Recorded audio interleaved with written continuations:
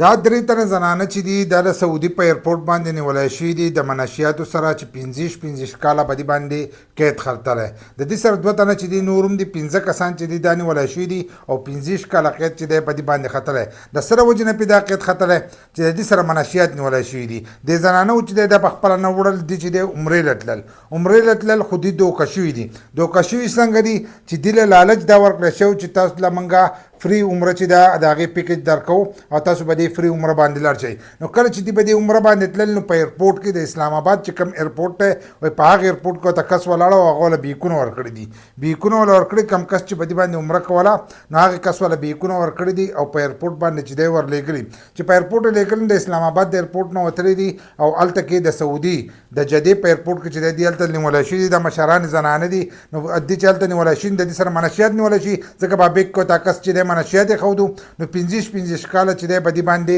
قید خطره دی خو د دې سره د دې خبرې سوال چې دی دا راوچتېږي چې د اسلام آباد په ایئرپورټ باندې دا زنانه تلي او دوی ته په بیک کې دغه منشیات یې ښودی شوي نو دلته کې نن سبا چې دی که تاسو وینئ ډیجیټل مشینان چې دي دا لګېدلي دي او نن سبا چې دی د هغې نه څوک نه بچ کېږي نو د اسلام آباد د ایئرپورټ نه چې دی دوی لاړل دغه شانتې ووتل او د سعودي په ایئرپورټ کې چې دی هلته کې ونیولی شو نو حکومت له دا پکار دي چې د دې خلاف چې دی اوس کاروایي وکړي چې کومو کسانو دا لېږلي چې هغه کسان ونیسي خبره خدا راغلی ده چې هغه کس هم نیولی دی خو هغه کس له چې دی سزا نه ورکړی کېږي او له دې زنانو چې دی تپوس ترې وکړی شي او بل لا کوشش دی دا وکړي چې په ایئرپورټونو دا قسمه شیزونه ولګوي چې د دې ځای کې نه څوک ورهړی نه چې د ملک نوم نه بدنامېږي دوی د ملک نوم بدنامېږي نو ستاسو نه په ایئرپورټ باندې څنګه ورهړئ تاسو دا کوم ټیکسونه هلې په دې باندې تاسو هلته کې دا شیزونه نه شئ لګولی ځکه ټکټونه چې دي د یوې ورځې نه بلې ورځې ته ګرانېږي دا ټول ټیکس چې دی دا حکومت ته ځي نو دوی له پکار دی چې د دغه ټیکسونو د روپۍ چې دي دا په ایئرپورټونو باندې هم خرچه کړي که نه نو چې دغه هلته کې